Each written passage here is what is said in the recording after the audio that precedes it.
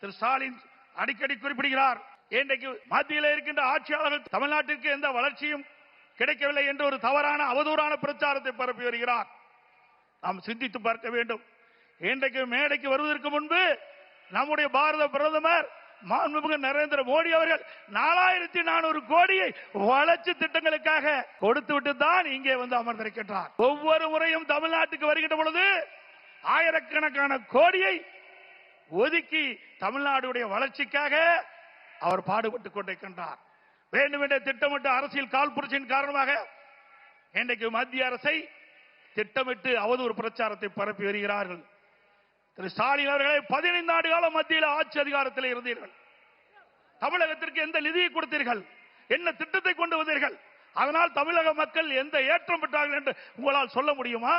குடும்பத்தில் இருக்கின்ற உறுப்பினர்கள் மத்தியிலே அமைச்சராக வந்தார்கள், அதிகாரத்திற்கு வந்தார்கள், கொள்ளையடித்தார்கள். அதுதான் உங்களுடைய கட்சியினுடைய நிலைப்பாடாக இருந்தது.